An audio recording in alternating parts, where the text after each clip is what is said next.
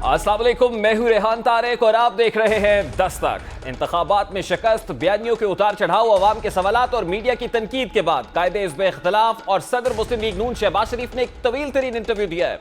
उन्होंने कोशिश की है कि कारकुनान और अवाम में मौजूद कन्फ्यूजन को दूर किया जाए, लेकिन शहबाज शरीफ अपने इस इंटरव्यू में भी कोई वाज़ेह जवाब नहीं दे सके।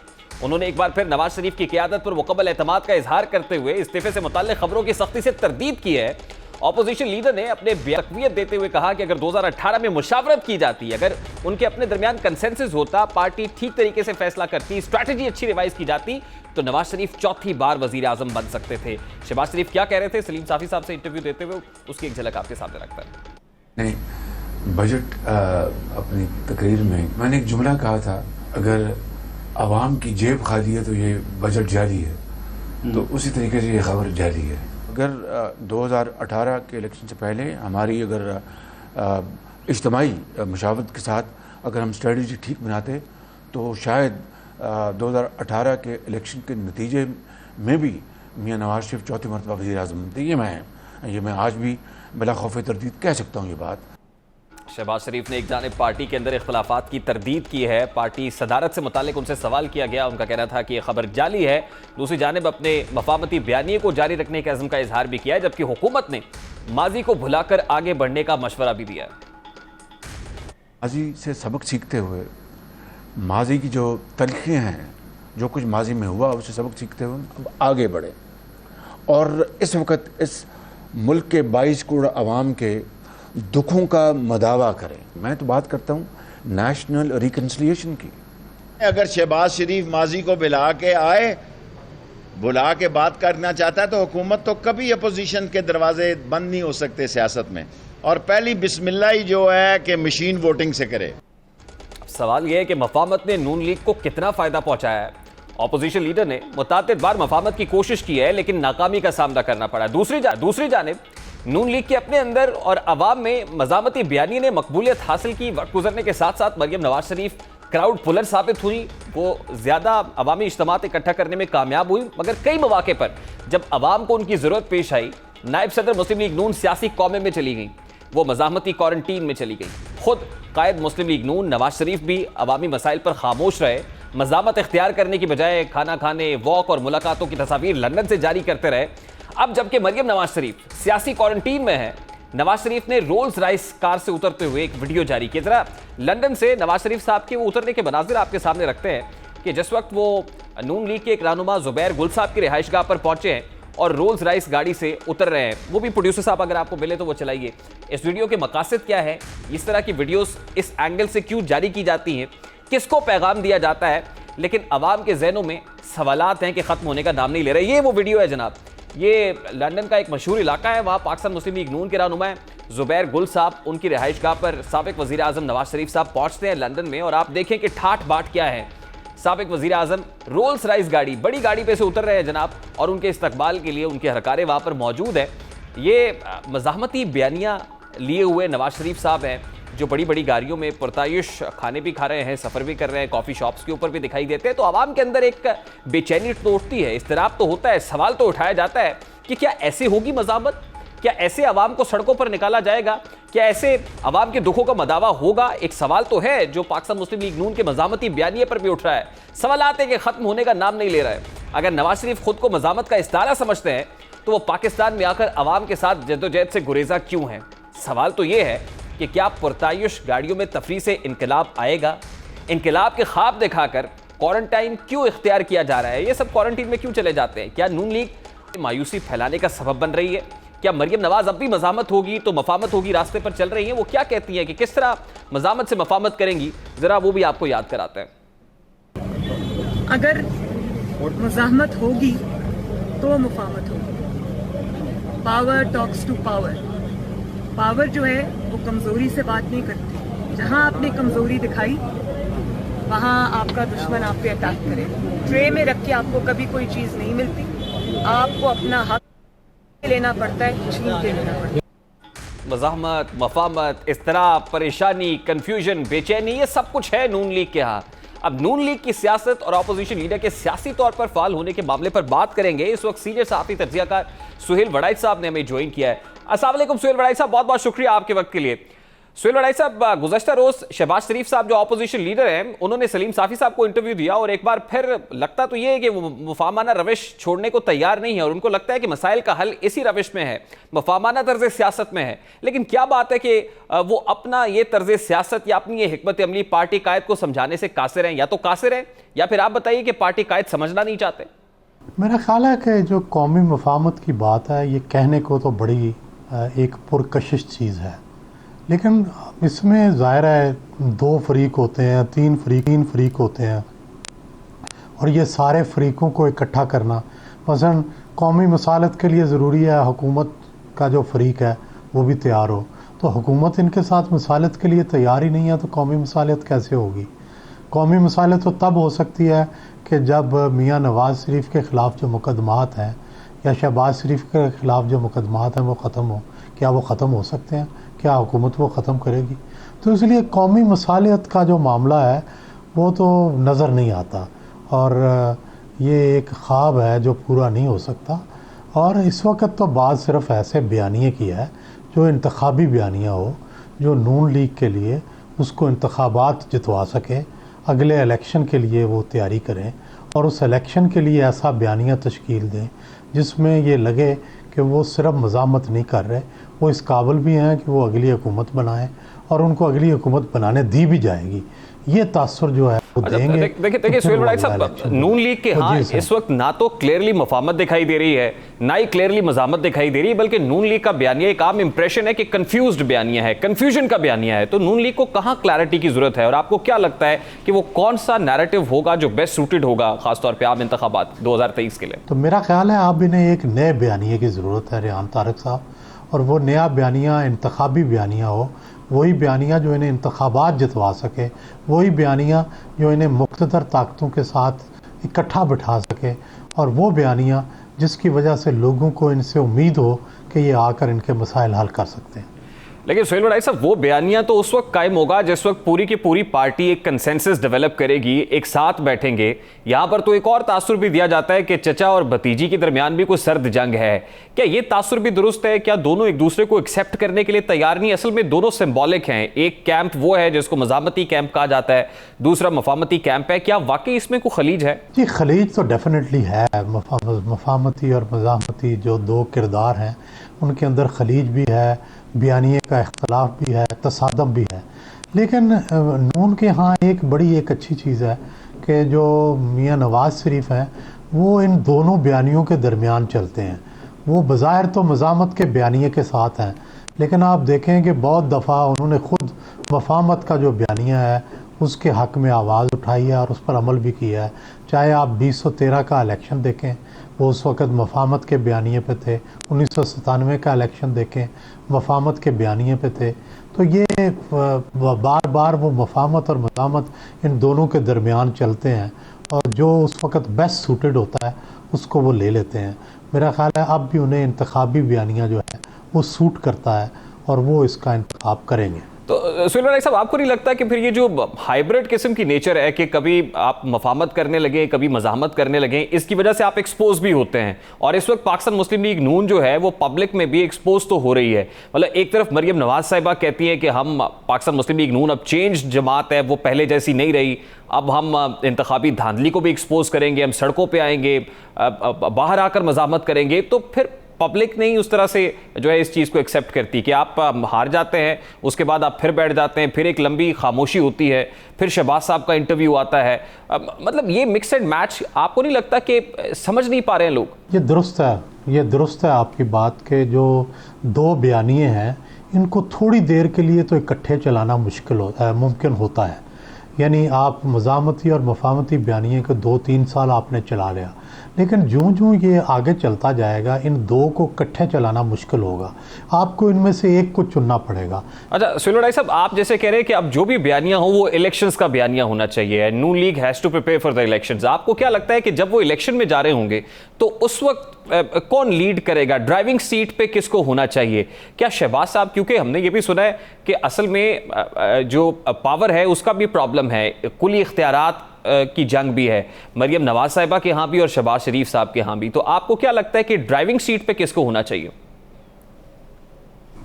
देखें, अभी तक जो लगता है कि उन्होंने आपस में तकसीम किया हुआ है कि पार्लिमानी सियासत शहबाज साहब के पास है, पार्टी सियासत जो है वो मरियम साहबा के पास है। जब पार्टी के कोई जलसे होते हैं, जब इंतखाबी जलसे होते हैं तो मरियम साहबा लीड करती हैं, और जब कोई पीडीएम का जलसा होता है या पार्लियामेंट का मामला होता है उसको शहबाज शरीफ साहब करते हैं। मेरा ये ख्याल है कि इस कन्फ्यूजन को ख़त्म होना होगा। एक दफ़ा शहबाज साहब को अगर मुस्लिम लीग नून का प्रेसिडेंट बनाया हुआ है तो उन्हें मुकम्मल इख्तियार तक कर देखें, लेकिन इसमें एक खामी होगी इस स्ट्रक्चर में भी, वो ये है कि जो क्राउड पुलर हैं मोहतरमा मरियम साहबा, अगर आप उनको बाहर निकाल देंगे तो ना जलसे बड़े होंगे, ना इतना क्राउड आएगा, और ना फिर मज़ामत या जुनून जो पार्टी के अंदर मौजूद है वो नहीं रहेगा, और फिर कारकुन जो है वो थोड़े बिदक जाएंगे। इसलिए इनको ऐसा कम्बिनेशन बनाना चाहिए कि जिसमें जुनून भी शामिल हो, लेकिन उसमें इंतखाबी जो मामला है उसको भी फिट करना चाहिए, जिस तरह के 13 में किया गया या जिस तरह 97 में किया गया। नून पहले ये 2 दफ़ा तजर्बा कर चुकी है, इसलिए उसे तीसरी बार भी यही तजर्बा करना चाहिए। सुहेल साहब, लास्टली मुझे बताइएगा कि आपको आने वाले दिनों में कोई ऐसी तब्दीली होती हुई दिखाई दे रही है, और अगर तब्दीली होगी तो अब ये कहां से होगा? मतलब इसमें कौन किरदार अदा करेगा कि एक ऐसा नैरेटिव बिल्ड कर सके जो आप कह रहे हैं कि नून लीग के लिए बड़ा बेहतर होगा आम इंतखाबात 2023 के लिए? क्या आपको ऐसा नैरेटिव बिल्ड होता हुआ कमिंग डेज के अंदर दिखाई दे रहा है, और अगर होगा तो फिर कैसे होगा? देखें, 2 चीज़ें तब्दीली लाती हैं। एक तो तब्दीली लाती हैं इवेंट्स, तो एक आगे क्या इवेंट्स होंगे, आप इस्टेब्लिशमेंट के अंदर क्या तब्दीली आती है, क्या इस्टेब्लिशमेंट यही रहेगी, इस्टेब्लिशमेंट के अंदर शख्सियात बदलती हैं तो उसका क्या असर पड़ेगा। और तीसरा, फ़र्ज़ करें एक पीटीआई के अंदर एक नया रेबल ग्रुप बन जाता है, नून के अंदर एक नया रेबल ग्रुप बन जाता है। ये जो ग्रुपिंग होगी इलेक्शन से पहले, ये बड़ी इंपॉर्टेंट होगी। ये होगी डेफिनेटली इलेक्शन से पहले। अगर नून को इक़्तिदार नहीं मिलना तो नून के अंदर ग्रुपिंग हो जाएगी, और अगर पीटीआई को इक़्तिदार नहीं मिलना तो पीटीआई के अंदर ग्रुपिंग होगी, और फिर दूसरी पार्टी जो है वो उसको ओवर पावर कर लेगी। यही पैटर्न जो है माजी में भी रहा है, और मुझे लगता है यही पैटर्न इस दफ़ा भी नज़र आया। सुहेल साहब, मुझे इख्तिताम में बताइएगा कि प्रोबेबिलिटी क्या है कि किस कैंप में ग्रुपिंग के चांसेस ज़्यादा हैं? क्योंकि इस वक्त पाकिस्तान तहरीक इंसाफ हुकूमत और ख़ुद इमरान खान साहब तो बड़े कॉन्फिडेंट दिखाई दे रहे हैं, उनके लहजे में भी एतमाद है, बॉडी लैंग्वेज भी अच्छी दिखाई दे रही है। अमूमन जब आप सक्सेसफुल होते हैं, आप उस एंड पे होते हैं कि जहाँ पे फतूहात नसीब हो रही होती हैं, तो वहाँ पर लोग आपसे अलहदा नहीं होना चाहते हैं, इत्तेहादी अलग नहीं होना चाहते हैं, आपके अंदर कोई फॉरवर्ड ब्लॉक नहीं बनता। लेकिन जब आप शिकस्त खोरदा होते हैं तो तब रेबिलियन अप्रोच होती है, लोग आपको छोड़ते हैं।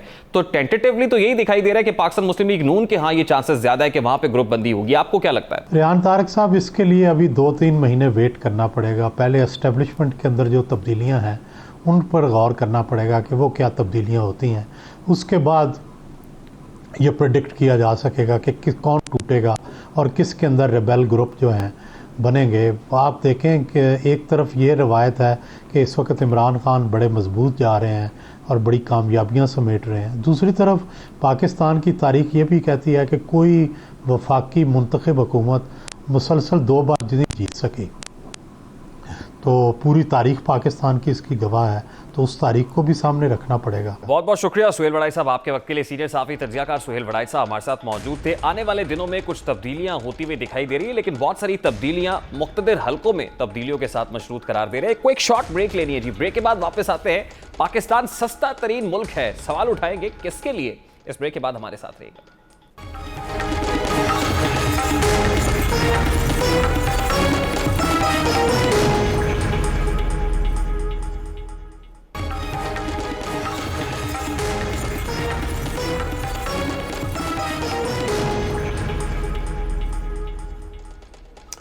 Welcome back. ऑपोजिशन की कंफ्यूजन, तजादात और इख्तलाफात के दौरान हुकूमत पहले से ज्यादा पुरएतमाद हो रही है। अवाम को खुशखबरियां सुनाई जा रही हैं, गोया ऑपोजिशन ने हुकूमत को नई जिंदगी दे दी है।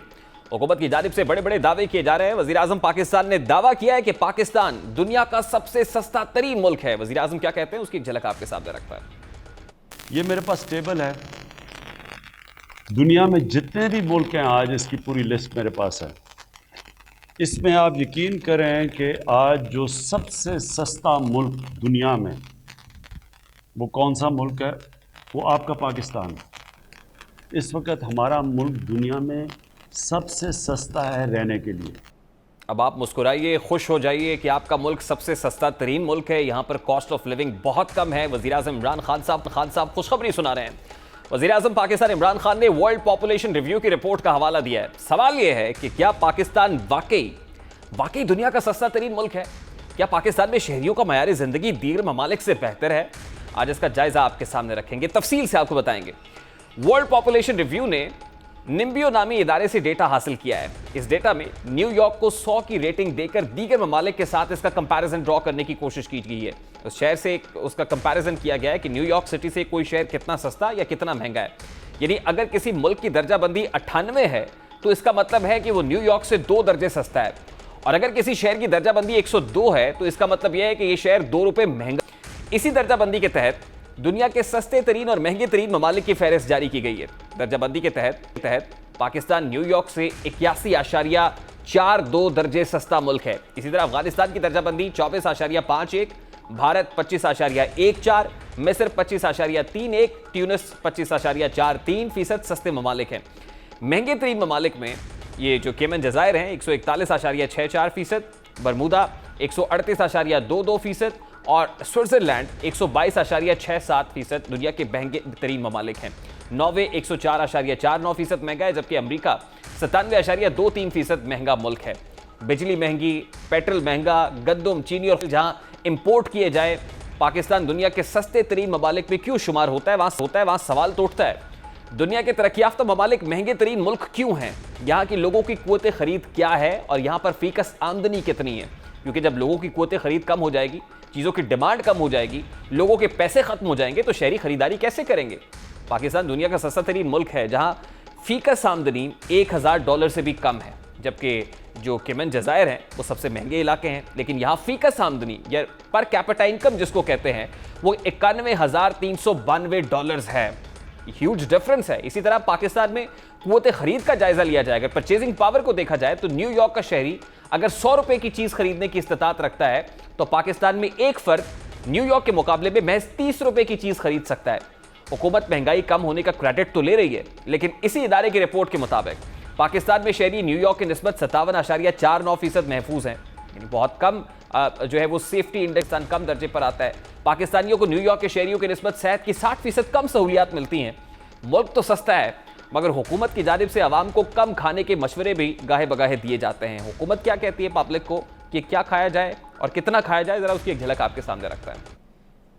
ये बिल्कुल गलत प्रोपेगेंडा है कि लोग भूखे हो गए, मेरे सूबे में आओ, मैं आपको फिराता हूँ, मुझे कच्चा मकान दिखा दो तो मैं कहूँगा कि ये मुल्क पीछे जा रहे हैं।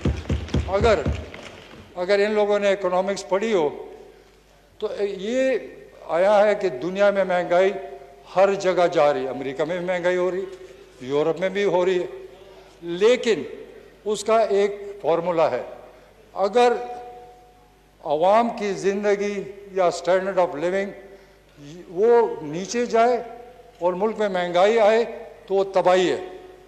अगर आवाम की ज़िंदगी बेहतर हो रही है, उनके पास पैसा है ख़रीद के लिए, तो वो मुल्क में तबाही नहीं, वो मुल्क की तरक्की है, क्योंकि महंगाई और लोगों की ज़िंदगी आपस में जुड़ी हुई है। हिकमत और दानिशमंदी से हमें चलना पड़ेगा। 2 रोटियों के बजाय एक पे कुछ अरसे के लिए इक्तफा करना पड़ेगा, बट इंशाअल्लाह अल्लाह वो दिन जरूर लाएगा और बहुत जल्द कि 2 के बजाय आप 2.5 रोटियां खा सकें। पाकिस्तान तहरीक इंसाफ के इन्हीं ज़ोमा में से एक जमशेद इकबाल चीमा साहब हैं, वज़ीर-ए-आज़म के मुआविन ख़ुसूसी हैं, जो कहते हैं कि लोगों को खाने की आदत बदलना होगी। और फॉर्चुनेटली पाकिस्तान तहरीक इंसाफ के रहनुमा जमशेद इकबाल चीमा साहब वज़ीर-ए-आज़म के मुआविन ख़ुसूसी खुद इस वक्त हमारे साथ मौजूद हैं, उनसे बात करते हैं। अस्सलाम वालेकुम चीमा साहब, बहुत बहुत शुक्रिया आपके वक्त के लिए। चीमा साहब, सबसे पहले तो मेरा बड़ा सादा सा सवाल है, ठीक है पाकिस्तान दुनिया के सस्ते तरीन ममालिक में से है, सबसे सस्ता मुल्क है, लेकिन किसके लिए चीमा साहब? किसी ने ब्रांड अगर नहीं खरीदने को महंगे तो बाकी सारों के लिए, क्योंकि मेन आपका फूड आइटम्स होते हैं, तेल सारों के लिए बराबर है, बिजली सारों के लिए बराबर है, गरीबों के लिए ज़रा सस्ती है, ज़रा अमीरों के लिए थोड़ी महंगी है। सो आप कह लें कि सस्ता तो प्लस माइनस ये सारों के लिए है। बाकी रह जाती है बात कि इनकम किसकी कितनी है। ज़ाहिर है जिन लोगों की बहुत थोड़ी इनकम है उनको थोड़ी सस्ता भी महंगा लगता है। लिहाजा जो आप कह लें कि दो चीज़ों को इकट्ठा याद रखें। एक बात यह कि दुनिया का सस्ता तरीन मुल्क है, दूसरी बात को जो याद रखें वो ये है कि मोस्ट अफोर्डेबल कंट्रीज में तीसरे नंबर पे है। और तीसरी बात याद रखें कि फिर जो मोस्ट अफोर्डेबल होने के बावजूद कुछ लोगों के लिए अफोर्डेबल नहीं है। तो जो कुछ लोगों के लिए अफोर्डेबल नहीं है उनके लिए 936 अरब रुपया है, 680 अरब की सब्सिडी है और 256 अरब का आप कह लें एहसास प्रोग्राम है। सो 936 अरब है कि जो मोस्ट अफोर्डेबल अपना one of the most affordable होने के बावजूद जिनके लिए अफोर्डेबल है उनके लिए 936 अरब रुपया है। और बाकी ये है कि दुनिया का सबसे सस्ता मुल्क है।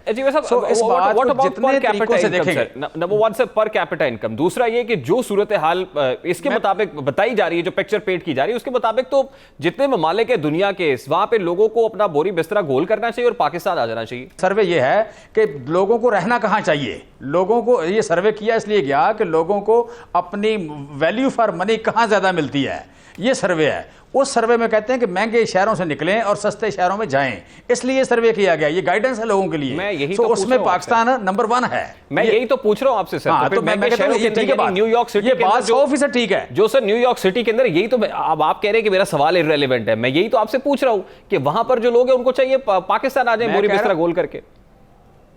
न्यूयॉर्क सिटी को जो लोग भी अफोर्ड नहीं करते उन्हें पाकिस्तान आना चाहिए, जो अफोर्ड करते हैं वो वहां रहेंगे। अच्छा, ये जो जहां देखिए एक और सर्वे भी है, एक और सर्वे भी है कि दुनिया में लोग रहना कहां चाहते हैं। उसका जवाब यह है कि दुनिया के 94% लोग वहां रहना चाहते हैं जहां पैदा हुए हैं।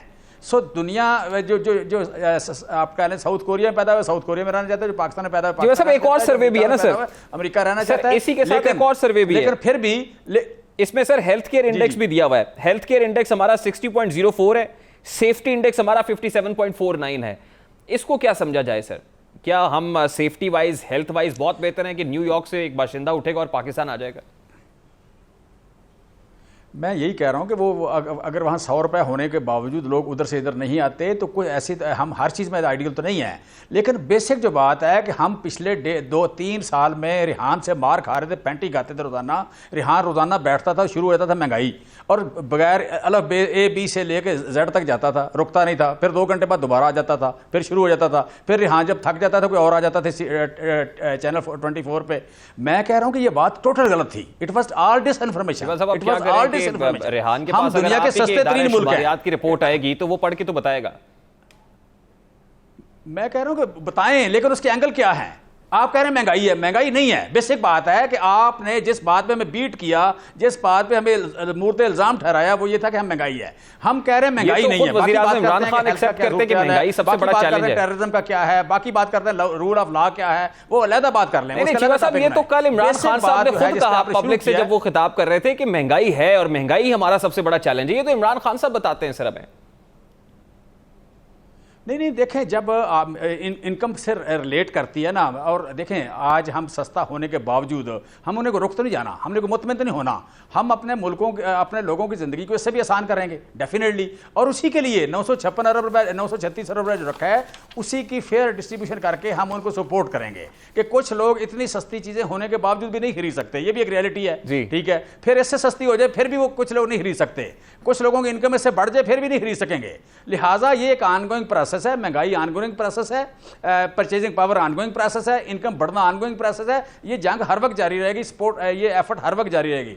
केपी के सूबाई वजीर खुराक ने कहा था कि जहां आप 2 रोटियां खाते हैं वहां 1 रोटी खाना शुरू कर दें। तो हमें कुछ ऐसी तजावीज भी मिलती रही है माजी में। मैं ये नहीं कह रहा, मैं ये नहीं कह रहा, मैं कहता हूं गंदम की जगह मकई खा लें या मकई भी शामिल कर लें। मैं कहता हूं आलू ज़्यादा खा लें, आप बता रहे हैं ना सर, न्यूट्रिशियस वैल्यू की बात आप कर रहे हैं, कार्ब्स कितने होने चाहिए, प्रोटीन्स, फैट्स और ये आम आदमी गरीब आदमी को कहां समझ है चीमा साहब इन चीजों की? उसको तो चांद के अंदर भी रोटी दिखाई देती है।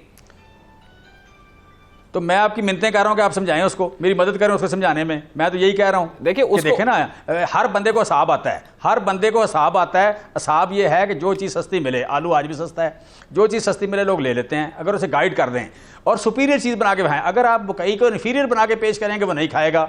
अगर आप एक चीज़ को बासमती बना दें, दूसरे को आप कह लेंगे मोटा चावल कहेंगे, वो तो नहीं खाएगा। अगर आप उसे सुपीरियर नाम देंगे, सुपीरियर ब्रांड के तौर पर करेंगे, गाइड करेंगे कि न्यूट्रिशनल वैल्यू एक जैसी है तो खा लेगा। अगर आप देसी अंडा और वलैती अंडा अंडा वलायती अंडे को इन्फीरियर बना के पेश करेंगे वो नहीं खाएगा, अगर आप उसे भी इक्वली सुपीरियर बना के पेश करेंगे वो खा लेगा। अच्छा चीमा साहब, मुझे सर लास्ट कि जो देसी अंडा है, देसी अंडे के मुकाबले में वलायती अंडे की न्यूट्रिशनल वैल्यू ज्यादा है और मुर्गी देती भी ज्यादा है। चले उसकी दुआ करते हैं, हम कोशिश भी करते ज्यादा हैं, विश भी करते हैं कि आम आदमी बदल जाएगा और इस तरह सोचने लगेगा। ये हुकूमत कब तक बदलेगी सर, वो स्ट्रेटजीज कब तक तब्दील होंगी? ये इंपोर्ट, हम जो नेट इंपोर्टर बन गए हैं, इससे अब कब बाहर आएंगे चीमा साहब? सर ये बहुत बड़ा सवाल है। $10.5 अरब की इस वक्त food, feed and fibre import हो रही है, ये बहुत बड़ा सवाल है। हमारा टारगेट ये है, हम कहते हैं कि अगर लोग हमारी बात सुने, खाने ईटिंग हैबिट चेंज कर लें तो अगले साल इंपोर्ट की कोई ज़रूरत नहीं है, ठीक है। अगर ईटिंग हैबिट ना चेंज करें तो हम 7 साल में प्रोडक्शन भी ज़्यादा कर लेंगे, कुछ ईटिंग हैबिट चेंज कर लेंगे और हम नेट एक्सपोर्टर बन जाएंगे। और ना सिर्फ नेट एक्सपोर्टर बनेंगे, फिर खाएंगे भी दुनिया के बराबर हम खाएंगे। इस वक्त 38% हम कम खा रहे हैं, सो दुनिया के बराबर खाएंगे, इंपोर्ट नहीं करेंगे। और आप कह लें कि यू कैन से कि हम अपनी खुराक पूरी करेंगे। सो ये हमारा टारगेट है, 7 साल में कर रहे हैं। 7 साल का टारगेट इसलिए दे रहे हैं कि ईटिंग हैबिट चेंज करते हुए टाइम लगता है। Sir on a very light, जाते जाते सर ये सवाल मेरा गो के इस टॉपिक से हटके है, लेकिन हेल्थ केयर इंडेक्स की भी हम बात कर रहे थे कि न्यूयॉर्क से उठने वाला बंदा पाकिस्तान में आकर जो है वो जिंदगी गुजारने को तरजीह देगा as far as cost of living is concern. लेकिन जहां हेल्थ केयर इंडेक्स है और दीगर मामलात है, अगर इतना बेहतर होता हमारे यहाँ तो फिर साबिक वजीर आजम नवाज शरीफ को इलाज के लिए लंदन ना जाना पड़ता चीमा साहब? डेफिनेटली उनको ना जाना पड़ता और उनको जाना भी नहीं चाहिए था। लेकिन बाकी जो देखें इसमें, चलो लाइटर नोट पे मियाँ साहब का तो सारा कुछ है बाहर, उनका तो डाउट है मुझे कि वतन ये है भी या नहीं, जिस तरह इस वतन के बारे में बात करते हैं। ये बड़ा ही अनफॉर्चुनेट है, ये लाइटर मोड पे बात करने वाली नहीं है, ये बड़ी संजीदगी से बात करने वाली है कि मियाँ साहब इस मुल्क को ओन तो करें। जिस तरह वो कर रहे हैं ये ओन ही नहीं कर रहे। बेसिकली वो कह रहे हैं कि अगर मैं हुक्मरान हूँ तो ये मुल्क रहना चाहिए, इसके वजूद ठीक है, इसका होना ठीक है। अगर मैं हुक्मरान नहीं हूँ तो ये मुल्क बना हुआ गलत है, इसका निज़ाम गलत है, इसका होना ठीक नहीं है। इससे बेहतर है कि इस पर कोई कब्जा कर ले, इससे बेहतर है कि ये गुलाम बन जाए अगर मैं नहीं हूँ तो। ये जो तरीका है, ये जो आप कह लें कि जो जिस रवैये के साथ मियाँ साहब जा रहे हैं, ये मियाँ साहब इस मुल्क के हुक्मरानों वाला, इस मुल्क की ओनरशिप वाला रवैया नहीं है। बहुत बहुत शुक्रिया चीमा साहब आपके वक्त के लिए। वज़ीर आज़म के मुआविन खुसूसी पाकिस्तान तहरीक इंसाफ के रहनुमा जमशेद इकबाल चीमा हमारे साथ मौजूद थे। अभी एक क्विक शॉर्ट ब्रेक लेते हैं जी, ब्रेक के बाद वापस आएंगे। कोरोना की एक के बाद एक लहर, वफाक और सिंध के झगड़े के खत्म होने का नाम नहीं ले रहे। ये झगड़े हैं क्यों, और फिर जानने की कोशिश करेंगे ऑन ग्राउंड रियलिटी इस वक्त सिंध में क्या है, कराची में क्या है। इस ब्रेक के बाद हमारे साथ रहिए।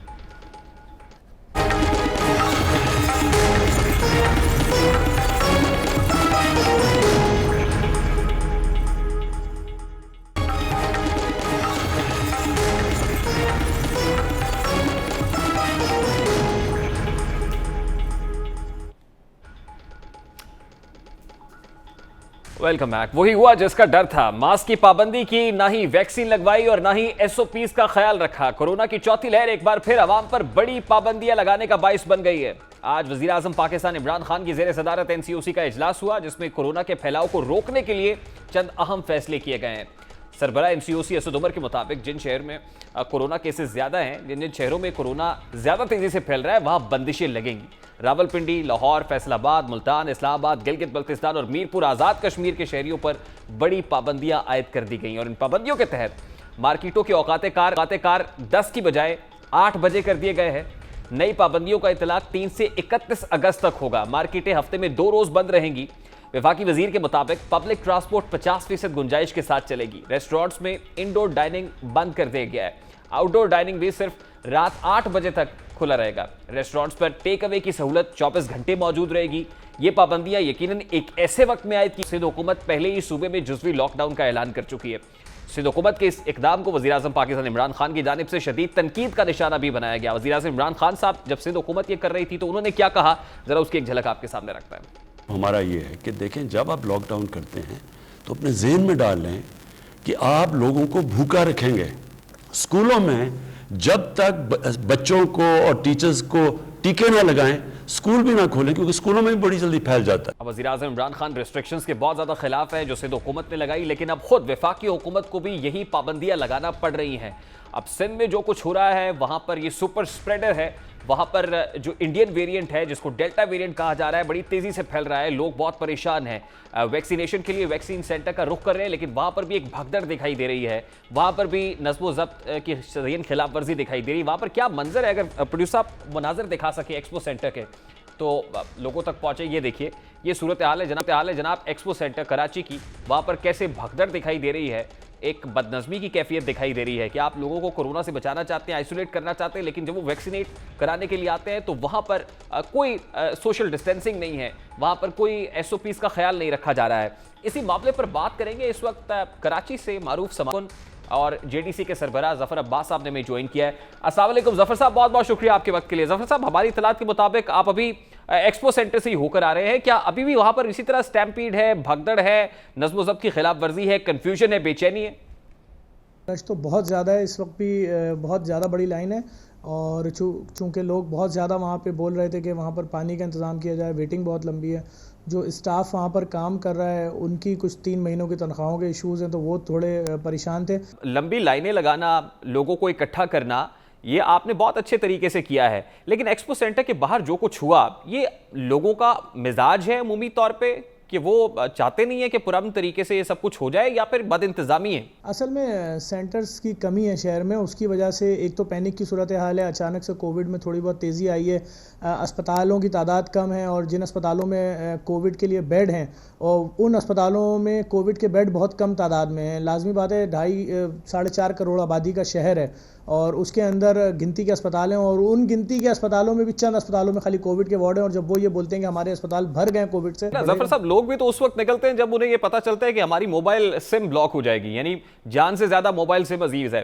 तो जो कॉन्टेक्स्ट आप बता रहे हैं, हेल्थ केयर सिस्टम के ऊपर प्रेशर है, सूरत हाल बड़ी दिगरगू है, कुछ बेहतर नहीं है, तो क्या सिंध हुकूमत हक बजाने पे लॉकडाउन लगाने में? देखिए, जिस तरह से कोविड बढ़ रहा है और जिस तरह की चीज़ें सामने आ रही हैं, मतलब जिस किसी के भी सुनने में आ रहा है कि पूरे घर को कोविड हो रहा है एक साथ, बल्कि मैं तो आज सुबह से निकला हुआ था कि भाई ये एक फैमिली जो है उसके घर में अगर 12 लोगों का PCR टेस्ट होना है तो वो कहाँ से लाएगा 94,000 रुपये, वो कहाँ से लाएगा 8-8 हज़ार रुपये के हिसाब से घर के 12 लोगों का टेस्ट कराने, वो किससे कर्जा मांगे जाके? तो फिर मैं गया, जो DHO वगैरह होते हैं उनसे मिला, उन्होंने बताया जी हमारे सेंटरों के अंदर फ्री में ये फैसिलिटी मौजूद है। फिर मैंने वहाँ से वीडियो बनाई और लोगों को बताया कि भाई अगर आपके घर में किसी एक शख्स को कोविड हो गया और आप बाकी फैमिली का टेस्ट कराना चाह रहे हैं तो इन सेंटर्स पे आए तो ये टेस्ट फ्री में हो जाएगा। एक तो लॉकडाउन है इसलिए कि इन्फेक्टिविटी रेट कम हो, हम इसको काबू कर सके, नंबर 1। क्या इसमें कामयाब होती हुई हुकूमत आपको दिखाई देती है कि मतलब ये लास्ट टाइम होगा, इसके बाद इतना स्ट्रिक्ट लॉकडाउन नहीं करना पड़ेगा?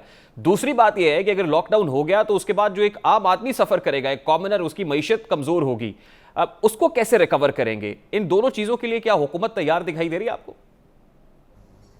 देखें, सबसे पहली बात तो ये, जो आपका दूसरा सवाल उसका जवाब पहले दे दूं, क्या जो पिछले साल लॉकडाउन लगा था उसके अंदर जो मिडिल और लोअर मिडिल क्लास तबका मफरूज हुआ, उसका किसी ने कोई हल निकाला?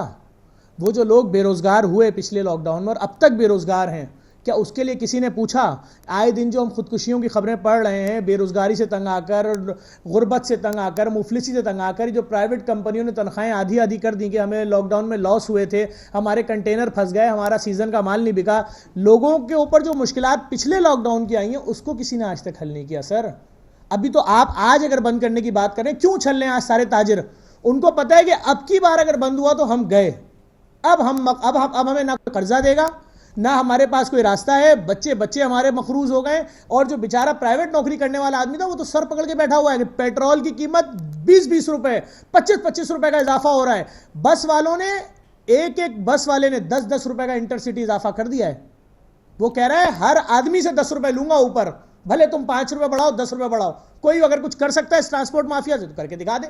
आपको तो पता है यहाँ तो माफियाज का राज है, आपसे तो दूध वाला कंट्रोल नहीं हो रहा। लेकिन जफर अब्बास साहब, गुज़श्ता रोज वज़ीर आज़म इमरान खान साहब का वो स्टेटमेंट आपकी नजर से गुजरा होगा। आम आदमी का तो लग गया काम, खत्म, उसका कुछ नहीं होना। अब इमरान खान साहब का वो स्टेटमेंट आपकी नजर से गुजरा होगा कि पाकिस्तान दुनिया का सबसे सस्ता तरीन मुल्क है, तो ऐसे सस्ता तरीन मुल्क के अंदर तो फिर कोई प्रॉब्लम ही नहीं होनी चाहिए कॉमनर को, जितनी मर्जी लॉकडाउन लगाएं आप। सर, ये किसके लिए बात हो रही है मेरी समझ में नहीं आ रहा। वो बंदा जो 70 मोटरसाइकिल पे घूमता है, जिसकी तनख्वाह 30,000 रुपए है, जिसके घर का किराया 15,000 रुपए है, जो 8,000 रुपए बाइक का फ्यूल डाल देता है, जो टोटल मुश्किल 7 से 8,000 रुपए में महीना गुजार रहा है, वो आदमी अब क्या करे, वो 7,000 भी छोड़ दे, वो भूखा मर जाए? आप बताएं तो बाइक 70 बाइक में 200 रुपए का पेट्रोल, आप सोराब गोड से सदर जाइए वापस आइए, खत्म। मतलब वो अपने ऑफिस जाएगा, खाना नहीं खाएगा, 100 रुपए का तो खाएगा खाना, और 100 रुपए का क्या खाना आता है आप मुझे बता दीजिए। तो बात यह है कि गरीबों का तो कोई सोच ही नहीं रहा है, और पता नहीं किसके लिए बात हो रही है। तनख्वाहें लोगों की आधी हो गई हैं, महंगाई डबल होती जा रही है, लोगों के घरों में जहां 3 आदमी कमाते थे अब 1 आदमी कमा रहा है, बेरोजगारी बेइंतहा बढ़ चुकी है। बड़ी बड़ी यूनिवर्सिटी के बच्चे कराची में मास्टर्स करने के बाद कोई चाय का होटल खोल रहा है, कोई वो बाल्टी सूप बेच रहा है, कोई मतलब ये सब इबरतनाक वाकयात हैं, ये कोई अच्छे वाकयात नहीं है। आपके मीडिया के हजारों लोग बेरोजगार हो गए, 35-34 हजार लोग सिर्फ 2 साल में। तो उन्होंने इसके बाद क्या काम किया? उनको कोई दूसरी जगह नौकरी मिली? नहीं, सब बेरोजगार बैठे हुए। ये बात आपकी दुरुस्त है ज़फर अब्बास साहब। मुझे सर लास्ट मैं आपको बताता हूं मेरे पास किस तरह लाइन लगा के केसेस आ रहे हैं। मैं इतने सीनियर अभी मेरे पास 2 मिनट पहले फोन आया, एक बहुत बड़े पाकिस्तान का नाम है, एक शोबिस के हवाले से उनके बेटे का इंतकाल हो गया। मतलब लोग मुश्किलात में, मैं आपको नहीं बता सकता खुल के लोग कितनी मुश्किल में, नामी गिरामी लोग फाइनेंशियली टूट चुके हैं सर। बहुत बहुत शुक्रिया ज़फर अब्बास साहब आपके वक्त के लिए। मुझे कोई शॉर्ट ब्रेक पर जाना है, ब्रेक के बाद वापस आएंगे। एक और अहम मामला है, मीर रियासत के दर पर दस्तक देंगे। इस ब्रेक के बाद हमारे साथ रहिएगा।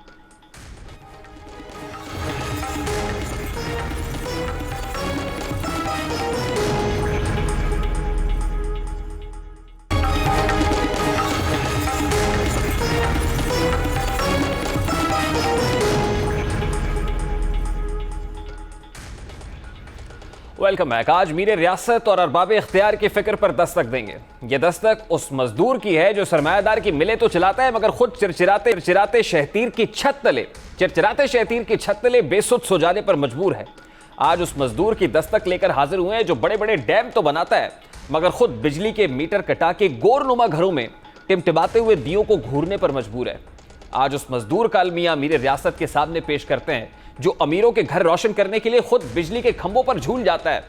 आज उस मजदूर का दर्द बयान करते हैं जो फैक्ट्रियों का पहिया चलाने के लिए, अर्ज़े पाक की तरक्की के लिए कोयले की कानों तले दम घुटकर अपना दम जो है वो उसका दब जाता है, वो जहाने फानी से कूच कर जाता है, सांसें रुकती हैं। ये दुख हजारों मजदूरों का है जो मशीनी दौर में सरमायादार की खिदमत करते करते अपनी जानें तक हार देते हैं। वो मजदूर जिनके लिए कोई कानून है और ना ही उनकी जान बचाने के लिए कोई हिफाजती इकदाम किए जाते हैं, कोई सेफ्टी मेजर्स होते हैं। ऐसा ही एक मजदूर हजारों अरमान दर्जनों ख्वाब लिए शहर लाहौर आया, जो अपने घर को रोशन करना चाहता था, जो पंजाब की गर्मी में अपने खानदान के लिए राहत का सामान पैदा करना चाहता था, मगर ये मजदूर लोहे की भट्टी में जलकर राख हो गया। लाहौर के इलाके मनावा में एक हफ्ता कबल एक इंतहाई दर्दनाक वाकया पेश आया। लोहा पिघलाने वाली फैक्ट्री में एक जीता जागता इंसान शोलों की नजर हो गया। एक हफ्ते तक मनावा पुलिस इस वाक़े से लाइल्म रही। फैक्ट्री की आहनी दीवारों से बाहर यह खबर नहीं आ सकी। ताकतवर फैक्ट्री मालिक ने मजदूर जहीर अब्बास के लवाहिकीन को पैसे देकर मामला रफा दफा करने की कोशिश की। यही नहीं बल्कि दीगर फैक्ट्री वर्कर्स को भी खबर लीक करने पर संगीन नताइज की धमकी भी दे डाली। लेकिन खूने नाहक आखिर कब तक छुपाया जा सकता है? वाक़े की सीसीटीवी फुटेज सामने आती है। ये फुटेज आप देख रहे हैं कि किस तरह मजदूर उस तरफ बढ़ता है और आग के शोलों उसको लपेट लेते हैं। उसके बाद वो इस जहाने फानी से कूच कर जाता है, बहुत सारे अरमान अपने दिल में लिए हुए। ये कब तक होता रहेगा?